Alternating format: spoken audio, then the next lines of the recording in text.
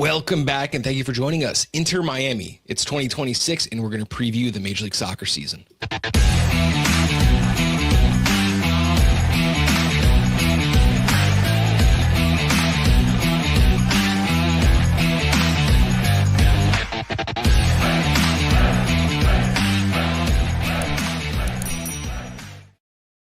Thank you to everyone joining us live. And if you just watched the intro on YouTube, thank you. You paid our dues. You watched the intro commercial, which took about 4 seconds. And now you are in the live stream. Today, we're joined by Dan from the Battered Herons. I think this is our third time together. I believe this is the third. Previewing, Inter Messi, the Inter Miami Soccer Club. Can't wait to talk a little bit about, the richest club in Major League Soccer that has no holes on any roster. We'll go over that. We got a depth chart for you. We got some incoming and outgoing. We got some storylines to watch. Daniel, before we get started, let us know a little bit about where we can find your content. Like you said, Battered Herons. We go on 4, 5, sometimes 6 times a week. You catch us at nighttime or in the early mornings with Cafecito. We also do Garzas in Spanish. If you're a Spanish speaker and you follow Inter Miami, we do Las Garzas. Come on twice a week. And then we've also been covering the MLS on Battered MLS Fans, which I'm not sure if both of you guys have been a guest on, but I know at least Bob has. I can't remember. Bob has. Yeah. So, those are the 3 things we got going. Just trying to contribute in this whole growth of soccer in this country, which just took over baseball, my understanding. Scott, besides waiting on your invite to the Battered MLS Fans, how are you doing today? Doing great. It's it's a nice time of year. Actually, this is a really exciting time of year because we're just getting going with the season previews. Sometimes it's like hard to work into it because we do all the teams, whatever. But once we start, it is like a drug, dude. It's just like you start to get like excited. I don't know if you feel that. You're just like, absolutely. Oh man, I want to talk about these teams. Like I'm looking forward to the season all of a sudden. Living in New Jersey, though, we got about 6 inches of snow the other day, and it is one of like 3 weeks of the year that every single day will be below freezing, and there will be no respite from the cold. My furnace is working overtime. Cool video of my dog dancing in the furnace that is on. If you go check my Instagram, that'll be my most liked post of the week, probably. We're interviewing, Messi's Major League Soccer team. This will get like 15 views, but the dog, few thousand. All right. Let's get right into it. If it makes you feel any better, here in Miami, it's about 62 degrees, and that's why I'm wearing a hoodie. So there you go. That does make me feel better. Thank you. Thank you. That's great. Let's first recap the 2025 season. Inter Miami, 19 wins, 8 draws, 7 losses, 3rd place in the East. They won MLS Cup. They lost 4-0 to PSG in the Club World Cup round of 16, and they lost 3-0 to Seattle in the League's Cup final. Overall, the goal of winning every trophy did not come true, but the big one, MLS Cup, you got it, Dan. How do you feel? It was amazing. It was amazing to be there, celebrate that first star on the crest. I was there for the first League's Cup trophy, the first trophy in franchise history, but nothing compared to knowing that you won the league. Like the actual MLS Cup championship. It was awesome, but anticlimactic, right? Because everybody kind of felt like Messi should bring you that trophy. So it's not like one of those things where you're like, oh man, are we going to do it? It's almost like we have to do it or else this is a complete and utter failure. So I'm sure it's not as fun as it would have been for example, Vancouver, but still awesome. Very appreciative of Messi and everything that he's brought to the team, because without him, I don't know if we're here. So awesome. Great, that Inter Miami attitude that everyone just loves around Major League Soccer. I got the same thing with who was I talking to? Edgar from Corner of the Galaxy. When he was, it's been 8 years since we won MLS. Okay, get over it. But again, like I said, not a season of all. Plus, you won 1 out of 4 trophies that you guys qualified to compete for. In total, 81 goals scored. That's first in the league by 13 total goals.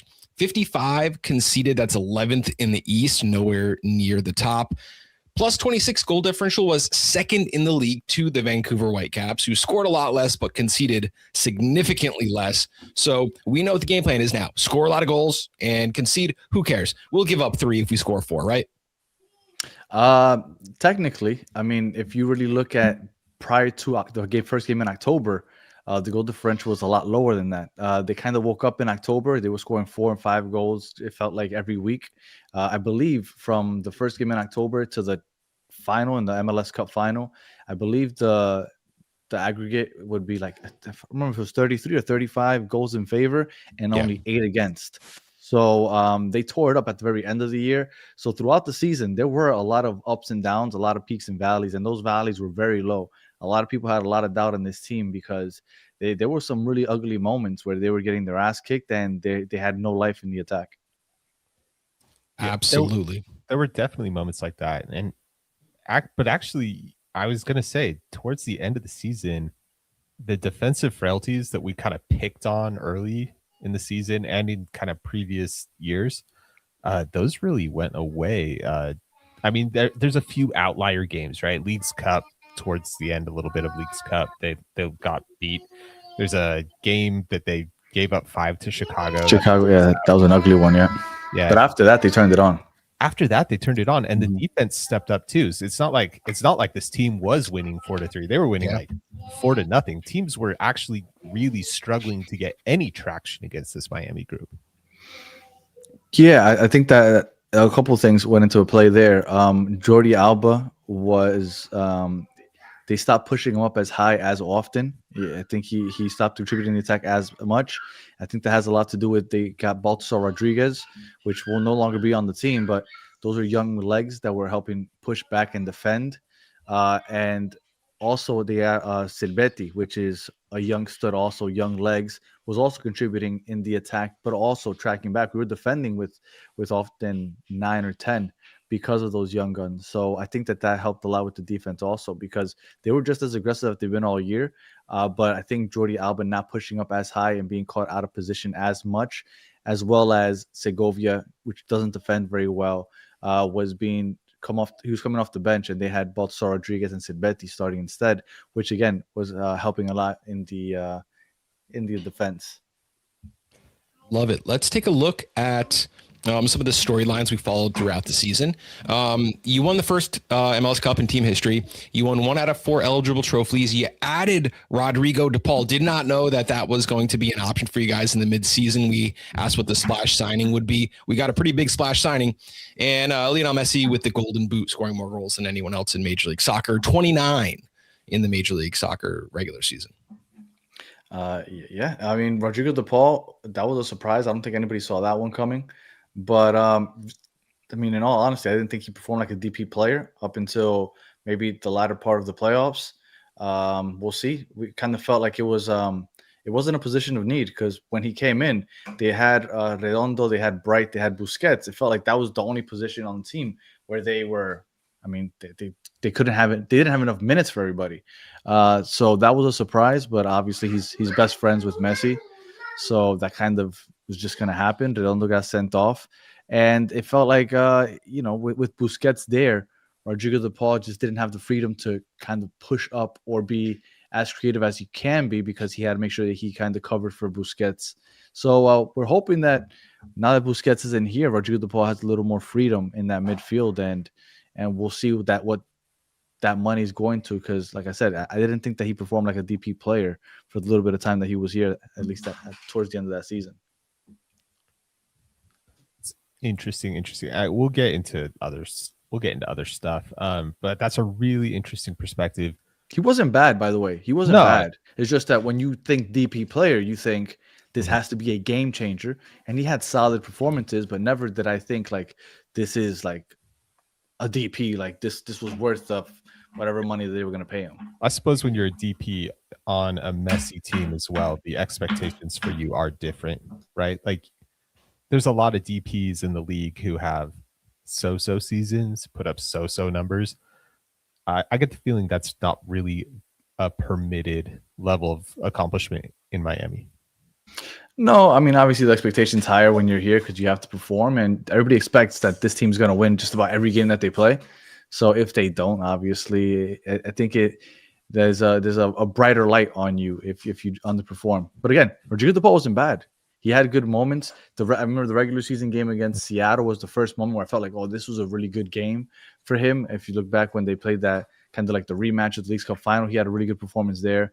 And then the last 2 or 3 games in the playoffs, I thought he kind of found his way also. And then obviously the game-winning goal in the MLS Cup doesn't help. It kind of like absolves him of all any wrongdoing throughout the season. That was the moment. Sure. Love it. Let's take a look at some of the contributors. You had Lionel Messi, 29 goals, 16 assists. Tadeo Allende, 11 goals, 1 assist. I loved him at the end of the season. That was my playoffs. Anytime goal scorer. Every week. Plus 350. There you go. Luis Suarez, 10 goals, 10 assists, having a down season from just a year ago. Velasco Segovia, 8 goals and 4. Jordi Alba, we mentioned him not liking to play defense. 6 goals, 11 assists. Looks like a number 10 on the score sheet. And then you got Sergio Busquets with 8 assists.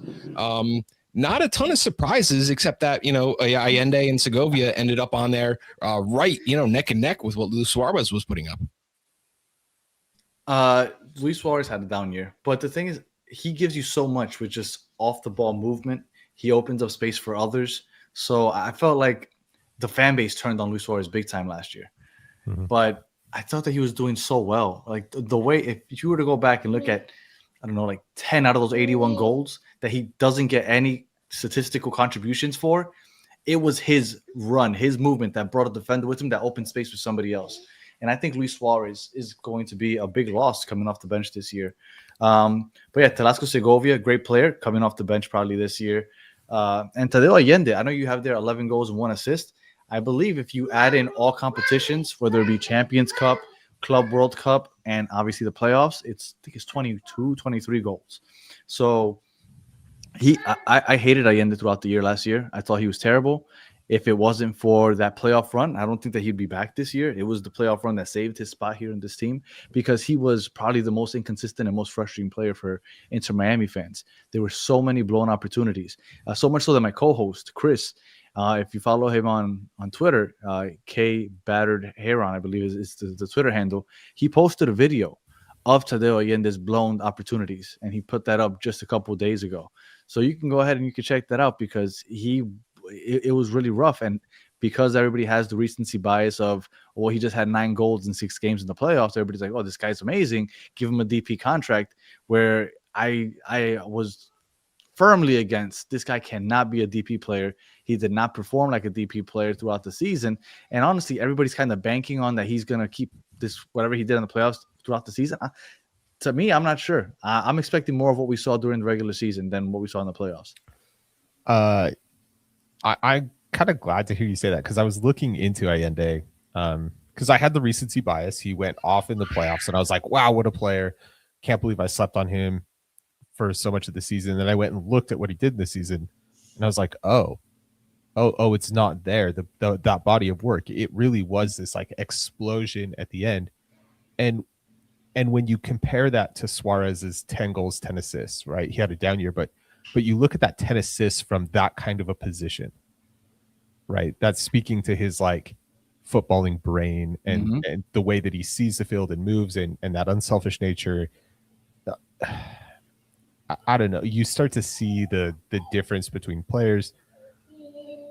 I guess it leads me into this other question that I have almost as this team evolves. You mentioned that it is losing something having Suarez coming off the bench. Do you think it's almost like gaining something though to have Suarez not have to carry the minute load to be able to come in and be a little bit fresher and maybe spare his body so that he's actually available more of the season? Absolutely. I wanted him to retire. I didn't want Luis Suarez to come back either. Like I think that he contributes a lot, right? You can't teach basketball IQ. It takes a while to develop that, and he has it, obviously. The chemistry he has with Messi, even though he wasn't finishing, you could always see it when they were playing next to each other. But running him out there 90 minutes for the first 8 months of the season was a mistake. Like, he just can't give you what he used to. Yes, you're going to lose something, but I think that you can gain that with somebody that is younger and a goal scorer, which I think they might have gotten recently. But yeah, Luis Suarez, you're going to gain a defender. I'll tell you that. And not because he defends, but because we like to press high. We pick and pick our spots, and Luis Suarez can't give you that like somebody else probably could. I think that the fact that Luis Suarez donkey kicked a Nashville player and got suspended for that third game in the first round was a huge change for us, because all of a sudden we had fresher legs going into the last 3 games in the playoffs, and you could tell. I think I think Vancouver scored 1, and then we shut out NYCFC and Cincinnati, if I'm not mistaken. So, I mean, defensively, it was a complete change. And then also it gave us an extra vertical threat, because now you had 2 vertical threats instead of just one down the right side. 5-1 against NYCFC, by the way. So they got 1. Okay. So you won by 4 goals, Yeah. But 4-0 against Cincinnati. So yeah. It's fine. It's fine. We'll forgive you your slip up there. All right. Scott's going to take us through the transfers as soon as I get the graphics back up and working. I am going to take you through the transfers. I can see some of it while Bob works on it. So Fafa Pico out, option declined. Ryan Saylor out of contract. Marcel Weigand, loan expired. William Yarborough, option declined. Any of that surprising to you? No. None of that was surprising to me. Weigand lost his starting job to Ian Frey. William Yarborough was the 3rd keeper, never had a chance to start. Fafa Pico, him and Luis Suarez constantly butted heads. Yeah. So he just never got the playing time, and I don't know, they just hated each other. Every time they were on the pitch together, they were yelling at each other. And then Ryan Saylor, I don't know how he lasted this long with this team. It's like you would forget that he's even on the roster, but he had been here for like almost the entire existence of Inter Miami's history. But yeah, he needs to find somewhere else, because I mean, he's never going to get any playing time here. So no, none of those were surprising. If the Fafa Pico one is a little disappointing to me. He's a local kid. Everybody was expecting great things. Everybody was really excited for him. And he's an MLS player that I really respect. I think he's a savvy. I think he's kind of underrated in the league. But you're right. It didn't really gel. But let's move to some players in. Let's look forward a little bit. Rodrigo De Paul fully acquired here. Sergio Reguilon, is that free agency there, Bob? Is that what FA is? Yeah. He came in as a free agent, just like everyone else comes in as a free agent. That's a free agent. Yep. Facundo Moura, Dane St. Clair, turning down a bigger contract, taking a pay cut to come to Miami. Mikael from Palmeiras, David Ayala from Portland, and then expected, basically confirmed, Herman Berterame coming from Rayados. What stands out to you amongst this list of very storied names? One, they're going younger. 2, they're going within MLS as far as MLS experiences, which we've been dying for, right? Because Falcon was a great pickup last year, but the first half of the year, he didn't look that great. Second half of the year, he looked like the best defender on the team. And everybody says, like, it takes a while to get used to this MLS type of play. And what they did is they went and they got Mikael, which was great in Houston, went to Palmeiras, couldn't get playing time. They brought him here. But he was a great defender in the MLS while he's here. He's not going to take very long to adjust to the MLS. So that was a great pickup. You have David Ayala, again, from Portland, accustomed to the MLS. He's going to contribute immediately. Dane St. Clair, going to contribute immediately. So like you're getting proven MLS commodities that are high caliber commodities. They wanted to get Tristan Blackman. They sent an offer. Vancouver had agreed, but I don't know if they saw the backlash or what. And then they kind of went back on that. But that showed me that Inter Miami is looking. There are good players here in this league. Let's get some of those instead of always looking elsewhere. So I like the new blueprint that they're cooking up, because I saw it just yesterday or maybe today. Somebody put a picture of the starting lineup and somebody goes, a retirement league or retirement team or something like that. Mm-hmm. That's because they can't think of any other new insults. Because if you look at this team, there's only 2 players in the starting 11 that are over 30 years old. Rodrigo De Paul, which is 31, and then Messi. Like this team isn't that old team anymore. They've gotten young. And 31 is nothing. 31 is nothing in this league. He's still in the late part of his prime. Yeah, he's still got plenty of good years ahead of him. It's kind of a weird thing. I think he could still be doing it in a top 5 league in Europe. Yeah. And I mean, I don't want to go off on a tangent, but just real quick, when you look at this depth chart, as a backup, you have Noah Allen, which was a starting center back for an MLS Cup championship team. You have Ian Frey as a backup, which was a starter for an MLS Cup championship team. You have Telasco Segovia, which could start for, I'd say, 28, 29 other MLS teams. You have Luis Suarez as a backup striker. Like, you have Yannick Bright, which is probably one of the best CDMs in the league, in my opinion, probably top 5 or 10. And he's going to be a backup off the bench also. Like, this team isn't just good in the starting lineup, but the depth that they have Rocco Rio Novos, which isn't even on this depth chart right here. And he was the starting keeper for an MLS Cup championship team. Like, the depth on this team is ridiculous because you have all those backups that are waiting for playing time and hungry for it. I think you're going to need that depth because, we're going to go through the whole lineup, but I think the expectation this year is not 1 trophy, not 2 trophies, kind of, right? Like, the expectation is that this team is going to succeed and succeed in a way that no other MLS team has ever succeeded before.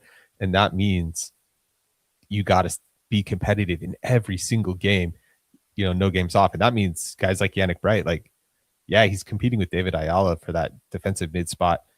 Like, yeah, he's probably going to sit a lot, but there are going to be chances. There's going to be meaningful games for him to play. Mm-hmm. Absolutely. If you're holding down a 1-0 lead late in the game, Yannick Bright's going to be the guy that they go to. Love it. Now we pulled up a depth chart here. It's kind of a 4-4-2 or a 4-2-3-1. It depends on if you count Messi as a 10. I used to when I played video games a lot, but watching him play, not really sure that necessarily fits the mold. But here's what we have as a little bit of a projected depth chart. And you said, yeah, absolutely. There's depth at every single position on the field. It's going to be needed. We have a World Cup this season. The summer is going to get weird. Players are going to be not with their club. And then you have like a little mini season after that to stock up. And then we're going to be syncing with European schedules. So we have all those things to consider when we look at this depth chart, and it's going to change. You're not going to see this 11 together probably very often, but this is, we think, is the best 11 Inter Miami has. Let's start from the top. Berterame, Luis Suarez. What do you think the breakdown in the playing time is going to be for these two guys? That's interesting because when Luis Suarez got suspended after that Nashville donkey kick, I thought there was no chance that they would stick with Silvetti as a starter. I thought Luis Suarez suspension's up, they'll put him in. And to Mascherano's credit, not only did he not start Luis Suarez in the final, Suarez didn't even get on the pitch. So it's showing me that Mascherano might not have to worry so much about Luis Suarez's feelings as I thought he would. So we'll see, because Berterame is a workhorse, my understanding. He's a workhorse. He'll run out there 90 minutes. Is Luis Suarez going to get any? I don't see where Luis Suarez is going to get a lot of time. I'd say he'd get maybe 10, 15 minutes at the end of the games, maybe. I don't think that really suits his skill set at this point very much. Like, when I think of a late sub, I think of someone with pace, someone who's going to match up better against the new defenders your opponents brought in, Yeah, I get that. But I don't think I can't, like I said, this is all new because Luis Suarez, since he's been here, two bad knees, and he's been running out there 90 minutes anyway. And he doesn't get subbed out. And so this is all brand new to us. It's new to him. When was the last time he was a sub? And under fours? And I can't imagine what this is going to look like. We always thought that he would probably end up being the starter again this year. So this Berterame news really caught us off guard, and it's going to be interesting because I don't know what this could possibly look like. I do think that if Miami, and just random thought, if they win the CCC, I think that Luis Suarez might retire in the middle of the year. I don't think he plays out the whole year. Here's kind of a wild question for you. I'm going to leave that one right where it's at, but looking at this, when you have two really high quality strikers like Berterame and Suarez, is Mascherano capable of the tactical flexibility to just completely throw out a different formation, play with a 2-striker, and more of a midfield 3 that's a little more workmanlike? You know what I mean? 4-2-2-2, 4-1-2-1-2, maybe even move it a little narrow, right? Yeah. I'm not doing the greatest job explaining this, but do you think that Mascherano could or would like completely change up the system from one game to another to try and get both of these guys on because he thinks it's a tactical advantage for some reason? I At the beginning of the year last year, no, he was very rigid with his formations and his almost his substitutions. It felt like almost they didn't make sense. Almost like I felt like he penciled it in before the game started. Like, this is when I'm gonna make this sub, and no matter how the game's playing out, this is the sub I'm gonna make. And as the year went on, and I'm talking about like after Leagues Cup, it felt like he kind of just resided to the fact that he needed to change his rigidness. He needed to be a little more flexible, and he started testing out new things. He played Jordi Alba at left wing one game. I forgot if it was against Seattle, so against somebody, but he even started Jordi Alba at the left wing instead of left back. He had Noah Allen at left back, so he started being more flexible and experimenting with things. So yes, I do think that he would be the type to, if things aren't working, to try something else out. He wasn't like that, but again, the Inter Miami team and the Javier Mascherano that we saw and everything, we only got to see it for like 2 or 3 months towards the end of the season. It was completely different from what we're used to from the last year, and then even the year with Tata. So I feel like we're going into this next year, assuming that we're going to get a lot of what we saw at the end of the year, but we can't be for sure. But if that's what we're going with, yeah, he will be a little more fluid, and he is a little more, I think, savvy with his tactical decisions moving forward. I love that. And I kind of want to continue that conversation about tactics. Unless, Bob, if you don't have an objection to that. Go for it. I mean, like, look, we've kind of looked at this roster a little bit, building off of how the season ended last year. Tell us, how does this group play? What are they doing? What they're doing now, or what they started doing at the end of the year, was playing a lot more direct. It was high press, win the ball, and direct vertical passes. If you look at the highlights of the majority of Tadeo Allende's goals, I mean, you could have probably, they all went to VAR to check to see if he was offside. Like, it was just very vertical thread, just get it out to the wings, Silvetti and Allende running up those wings, and just very direct. Like, it wasn't like playing around with the ball. Let's kick it around horizontally. No. We're going to press you high. We're going to try to win the ball, and very direct passes to our wings or to Messi, where he would create for everybody else. So that's where we had the most success towards the end of the year, and I think that's what you could expect this year coming forward. Now, Busquets, from his deep-lying midfield position, probably led the league, and I haven't looked at stats. This is me just spitballing here. Probably led the league in balls into the final third from his position, because he could create magic from back there, and I wouldn't be surprised if he led the league in that. Now, do we still have that with David Ayala? I don't know. I've talked to some people from Portland. They say that he is capable of doing something like that, but it'll never be to Busquets' level. So I do think that they lose something with that, but that is their strategy. Just very direct vertical passes once they win the ball. They're not messing around. They're very aggressive. Yeah, I mean, for sure, David Ayala gives you a little bit of a different skill set. So you lose some things, you gain other things. You're going to gain defensively big time, because Busquets was a liability back there defensively. He runs a little faster. I would hope so. I think Bob could probably run faster. I probably could. Let's talk about the midfield. We have a lot of options here, as you said before, a lot of really good options. What we project is, David Ayala, Rodrigo De Paul, but you got David Ruiz, Yannick Bright, other guys on the depth chart here. How do you see the midfield shaking out, and what do you think we're running, like dual eights here, or is there going to be one guy staying back a little further? It's interesting, because I expect it to look something like what you have set up here, whether they do a 4-4-2 or a 4-2-3-1. I think it'll be almost like a double pivot situation, where when they're defending, they're both lying deep in the midfield, but when they're in the attack, David Ayala will be kind of like a single pivot, Rodrigo De Paul like an 8 pushing up. I think Tarasco Segovia is a great midfielder also. I always wanted to see a single pivot with Segovia and Rodrigo De Paul as the 8s. But I don't think we're going to see that. It looks like Segovia's going to come off the bench. But yeah, I think it's going to be Rodrigo De Paul. He's going to be the one pushing forward a little more. David Ayala, I would assume, is going to stay back a little more, covering behind Rodrigo De Paul. And yeah, I think it all depends on what David Ayala can bring. I've talked to a lot of people from Portland.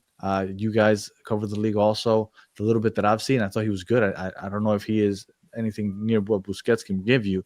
But I think that the depth at the midfield is good. David Ruiz, I think, is a very underrated player. that a lot of people haven't really heard of. Last year, he had a rough year with injuries. His dad passed away. Like, he had a really rough year. But I think that he is somebody that's kind of undercover. A lot of people in Inter Miami, they always compare Kremaki and David Ruiz. And a lot of people feel that David Ruiz is probably better than Kremaki. But, his injuries kind of held him back, and Kremaki kind of ended up being the popular kid that ended up going to Parma. But the midfield is looking good, and I think that that's a solid point for Miami. Love it. Now, we've talked about the center backs and how their play kind of transformed the team throughout the stretch at the end there. Falcone, Luan, Thomas Aviles. But now you got Mikhail joining the bunch there. Another elite player. We could put that to bed. Like, we know these center back pairing is much different than last year. Mm-hmm. Talk to me about the fullbacks, because this is a bit of a new fullback room here. All right. So Sergio Reguilón, obviously at one point played for Real Madrid. He came from the Real Madrid Academy, which isn't necessarily known for producing the greatest of players, right? Usually they buy their players. But, my understanding, he's a solid defender in the attack. You're going to lose a lot from what Jordi Alba was giving you. I mean, Jordi Alba had 14 assists the year prior. Then last year, I think it was 10. So you're going to lose on that production.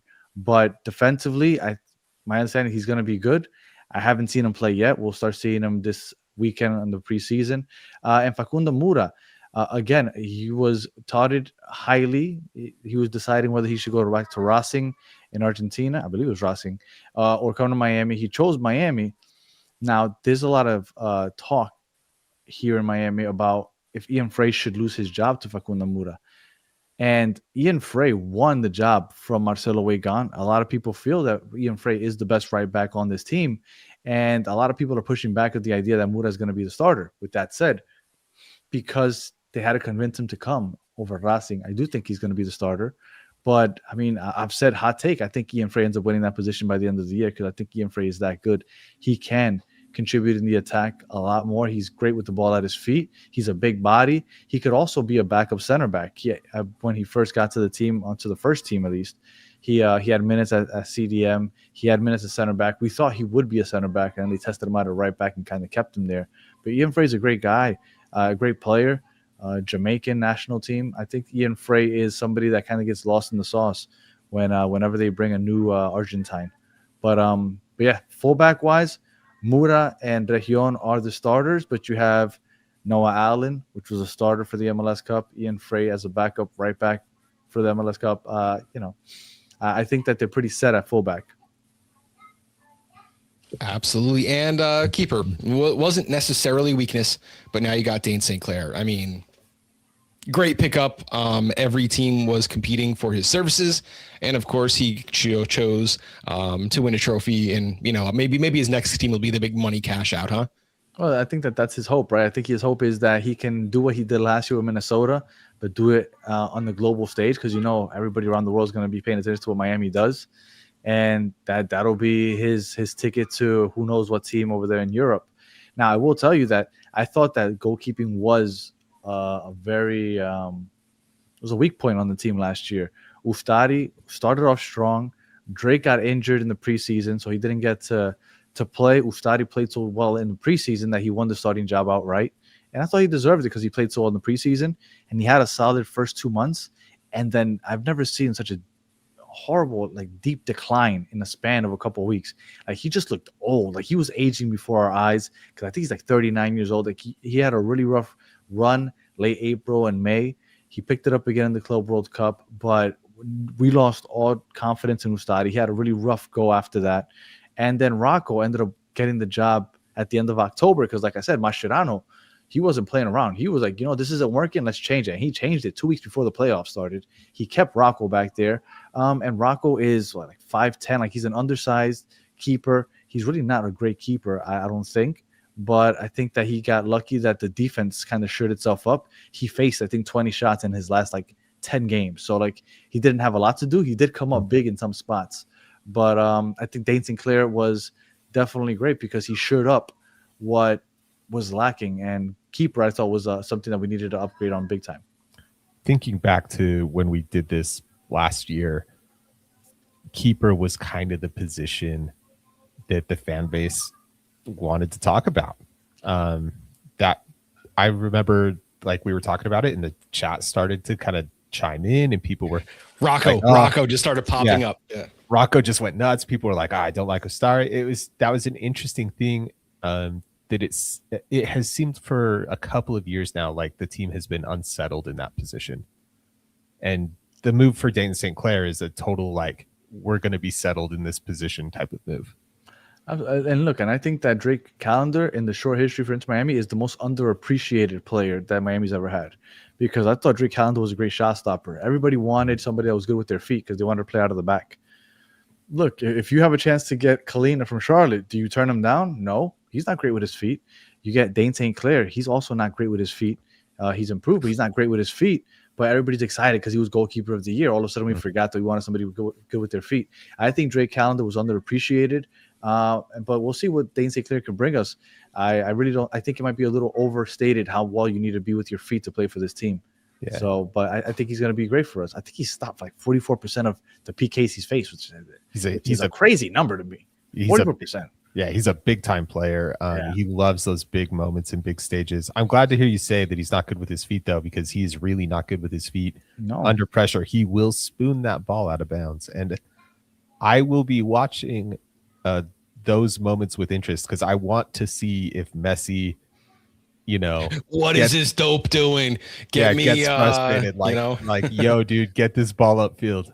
There's only one player I've ever seen Messi bitch at on the pitch since he's been here, and it's been Allende. Allende's terrible. I guess I'll leave that there. Scott, take us ahead to 2026 here. You know what? Yeah, let's move that on. All right, which player outside of the starting 11 and not named Luis Suarez, I guess, has the best chance at winning a starting job? Ian Frey.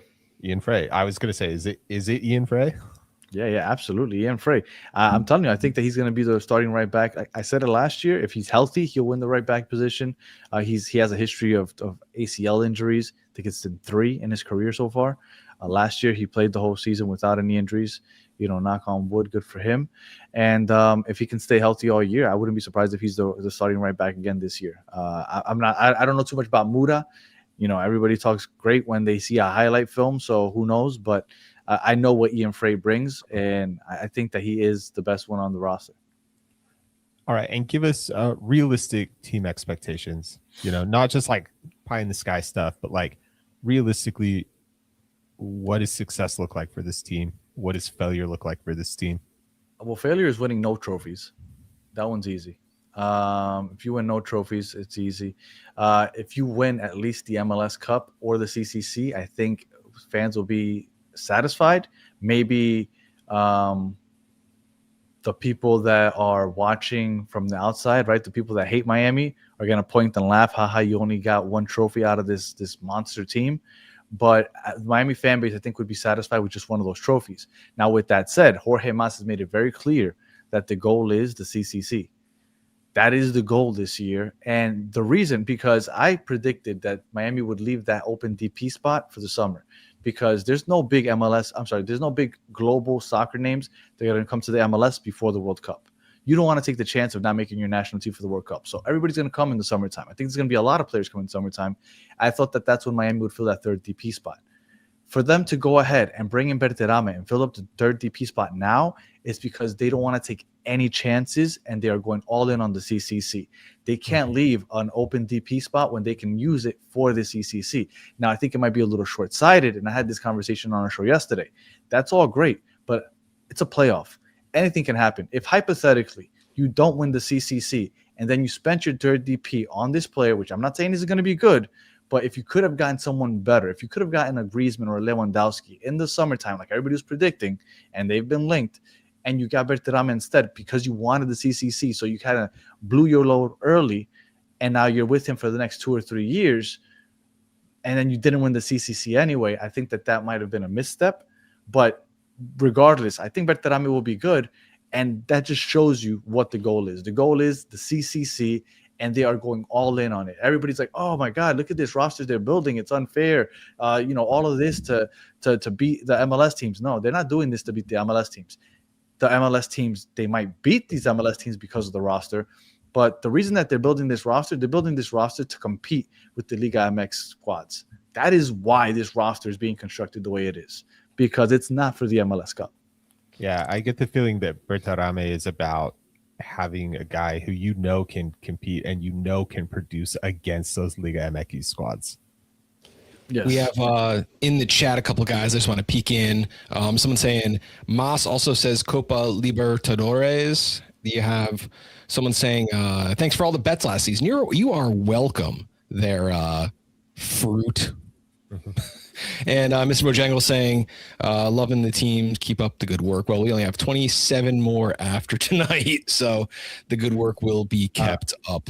Well, what Mem's saying, Mas also said Copa Libertadores. I don't know if Mas came out and straight said that, but we've been speculating that if they win the CCC, I wouldn't put it past him to say it like right after, like, all right, we got the CCC.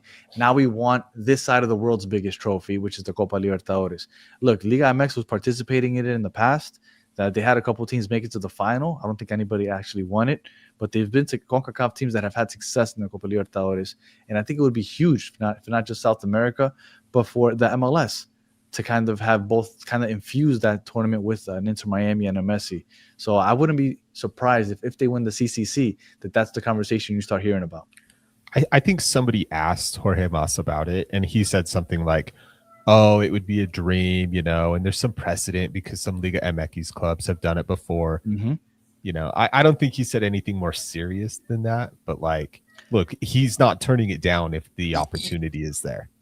It's like when people ask Eli Manning, are you an elite quarterback? The answer is yes. It doesn't matter. Nothing else matters. The answer has to be yes, right? You think Eli's an elite quarterback? I think Eli thinks. No, I don't. I don't think he thinks that he is either. Oh, okay. What the thing is, when someone asks him in an interview, you're gonna be like, "No, I'm actually kind of decent now. I want some proof." No, you have to go for it. You have to answer that. Okay. Like I thought you were saying that you thought. Okay, got you. If there are people who are not big Inter Miami centric soccer fans watching, they turn on a game any random night. What are some storylines we need to follow throughout the season? I'll give you two. First, Tadeo Allende. The fact that, and I still don't understand how they got him without a DP contract. I thought it was going to be a loan, but apparently they bought him outright. So for all those MLS conspiracy theorists that saying that Miami's cooking the books, you might have got one there, because that one I still don't understand how it happened. But I think the fact that everybody is kind of saying that Miami is going to dominate because they got Allende back, I think that is a storyline that you want to follow throughout the year, because if he turns back into a pumpkin after that playoff run, it's going to cost them the CCC, because they have no depth. I talked to you about the depth. The only place that they're lacking depth is at the wing. They have no depth back there after Allende and after Silvetti. So they are banking on Allende continuing with his playoff run. And on the left side, Silvetti, again, somebody else that they're counting on to produce on the left side. We've seen him for 6 games, maybe 7. Like, that's it. That's the sample size. Now, he had a good U20 for the Argentina and the U20 World Cup. Absolutely. But a lot of the success that Miami is banking on someone that was terrible for the majority of the season, and then a relative unknown. He had a good 6-7 game run. We hope that can continue. But, I mean, you're banking on a lot of unknowns, I think, for this season that's supposed to be full of trophies. Is that like the one thing that kind of like worries you about this team? Absolutely. It terrifies me, because if Allende is as bad as he was last year, what was happening last year when Allende was playing poorly was that you'd have 2 men marking Messi at all times. And as soon as he touched the ball, they would close in on him. And that opened up a lot of opportunities for Allende. But again, go on our Twitter page and you'll see all the blown opportunities, the one-on-one with the goalie opportunity that he blows. And we suffered a lot because of that. There was a good stretch where from April to the end of May where we were either losing or we were winning like a 1-0 game. There was a game against Columbus where they played in Cleveland's Brown Stadium where we looked terrible. and our only goal was a flying header by Kremaki. Like, it just came out of nowhere. Like, I don't remember who passed it. It was a flying header, and we won 1-0. After we scored that goal, Mascherano put in bright. Let's buckle down. Let's defend for our lives. And then we squeaked out a 1-0 win. And that's how we were winning. Allende was a huge question mark. And again, I'm hoping that he has figured it out. Maybe that's what happened. Maybe he figured it out. But if he hasn't, then Miami has a problem. I suppose, I mean, look, we're digging deep for problems, okay? We're digging real deep for problems with this roster. But I suppose, yeah, if Allende is inconsistent like he was in the regular season, and if Berterame needs some time to adjust and doesn't really land and isn't effective immediately, and like Suarez is carrying that load again, that could put you in a position where you're a little thin. That could put you in a position where you're not really competing as well as you should compete in the Champions Cup. And I suppose that's the point where it starts to look like this team is not doing what it was built to do. And I mean, we're recording this on late January.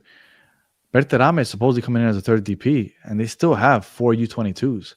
So if they have to either ship out Toto Aviles, which I don't think anybody wants, or Segovia, which is probably a more desirable candidate to move, but then you continue to lose depth because although he's not a good player out on the wing or out wide, I mean, you lose him also. So again, a lot of question marks. If they can move off of both of them, maybe they could bring. There's a young Bolivian kid that they've been looking into, Mason Paniagua. Oh, not Mason. Moises Paniagua. Apparently, great winger, 18 years old. That's who they were looking into. But you can't bring him in because you already have your 4 U22s. You now have your 3 DPs. So we'll see. Maybe we'll cook the books again. I don't know.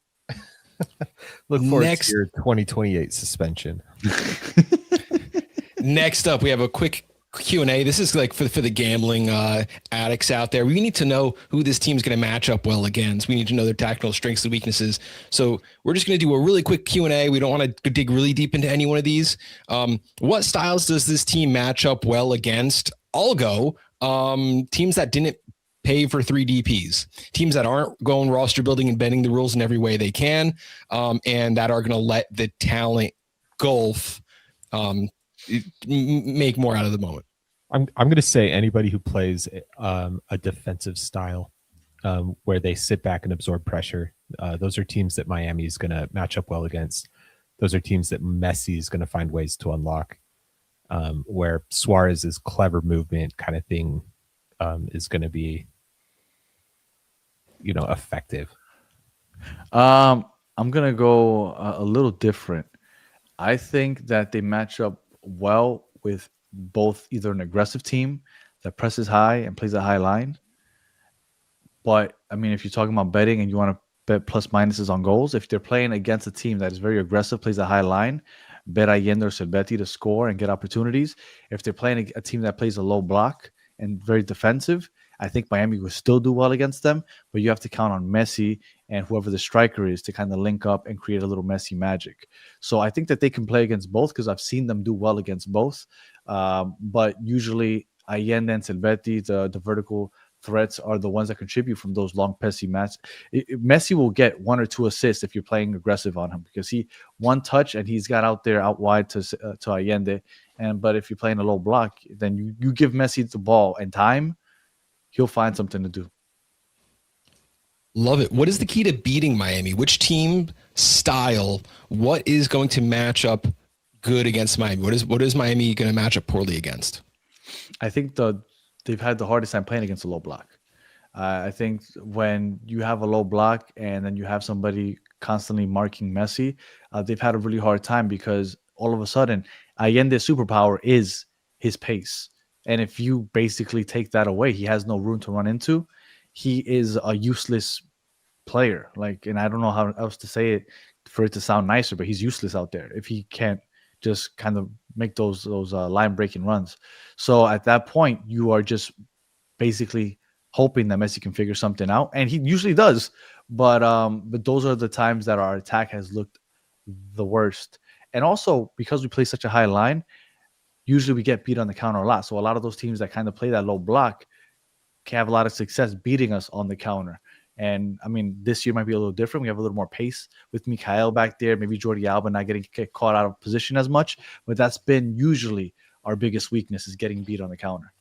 I'll call that the Belichick. The Belichick is when you take away the team's best weapon and then just take care of everything else from there. So if you're shadowing Messi with someone who can keep up with him, if you're, if you're stepping into the moment, he's a midfielder. He's really good, but he's human. Go out there, step on his feet a couple times. Just play the counter. Look, Dane St. Clair, best goalie in the league last year, but he was playing with a team that was more defense. I think the most defensive team in MLS history. Like, they held the ball, 27% of the time. He's not used to seeing all the shots he's going to get. He's going to see this year. This year, he's going to face a lot more shots. We're going to see how good Dane St. Clair is this year, because he's never played on a team as aggressive in the attack as this one. So we'll see. So that's another question mark, because I don't know. We'll see how he is when he plays against a team that is as aggressive as Miami. What team improves the most this season? In the MLS? Player. What player? What player on this roster improves the most? Silvetti, I guess, because, like I said, this is small sample size. I think Rodrigo De Paul. I think Rodrigo De Paul is finally going to be the man in the midfield. He won't have to kind of cover for Busquets, so he's going to have a lot more freedom to play that 8-to-8 role. I'm sorry, that box-to-box role. And I think that we might finally see him produce as a DP player. So I think Rodrigo De Paul is the player that's going to improve the most this year. And which player takes a step back? Which player regresses the most this season? We going back to that well? Yeah, I don't want to. Let me stay away from Allende. Let me stop picking on him. Which player not named Allende? Okay, St. Clair. I think St. Clair won't look like the best goalie in the league this year. You think he looks a little more exposed with this different style, defense not packed in front of him? We play off the back, and from everything everybody told me, he's not great with his feet. So we'll see how that looks. And he's faced more. He's going to face more shots than I think he's ever. Well, I mean, at least with the Minnesota, he's ever faced with Minnesota.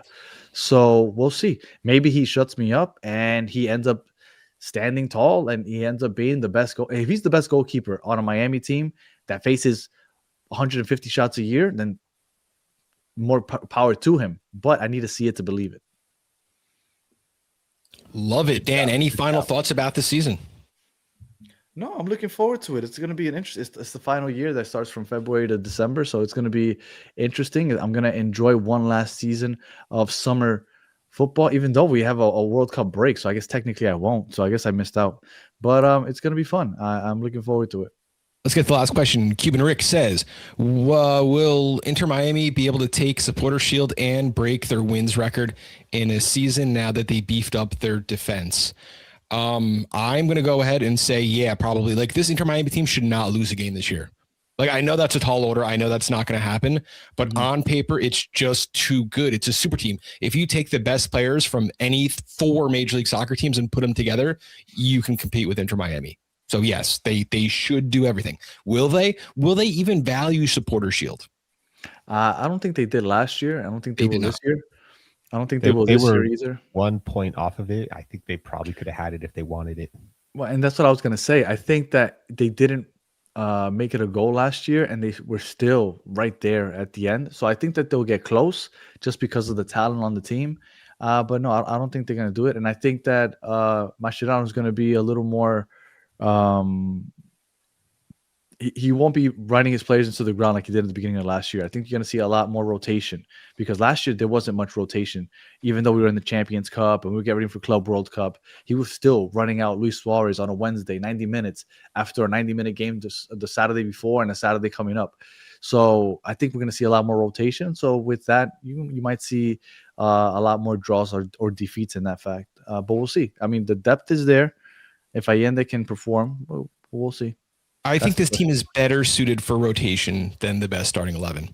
Like, if you get Segovia, Kramashi, David Ruiz, Yannick Bright, Luis Suarez as a backup starting a game, those players are all going to be hungrier than the starters. Like I don't see this team having a rest day, even if it's not like, okay, we're not going to put our best foot forward today. Everyone on the bench, Tosca Scovey is going to put his best foot forward every time he's on. He's not going to say, absolutely. oh, it's a midweek game against Toronto, I don't need to be on. No, he's going to want to be on even harder. You know, people are on the stage with Messi to be on the biggest stage in the world. And I think that that's a great spot to end the show right now. Like they are going to perform. You know, you could say we could tank, we can make priorities, we can put a game plan out, but that, you know, everyone has a plan until they get hit in the mouth. And this second 11 on Miami is going to go out and beat a lot of teams this year. I think so. I think they can. I think they can. I'll leave it at that. I put up a graphic on our show. I didn't put it on Twitter of the backups. I put on a formation, and outside of the wings, they are. I think that just about every single player can start for most MLS teams. It's crazy. Absolutely. Dan, let us know one more time where we can find your work throughout the season. Battered Herons, talking into Miami a couple times a week. Las Garzas, talking into Miami in Espanol. And Battered MLS Fans, which we do a show 3 times a week with roundtable discussions, and we'll be doing our own previews at some point. So, check us out. Thank you for joining us tonight, and thank you everyone at home. Remember, 27 teams left to go. We're trying to do them in order of preparedness. Miami's done. They're cooked. They're going to, have a preseason, practice together, gel, do all that good stuff. So, we were able to bring them to you real early. So make sure you share with your friends, subscribe to the Designated Pundits wherever you listen to podcasts. Have a great night, everybody.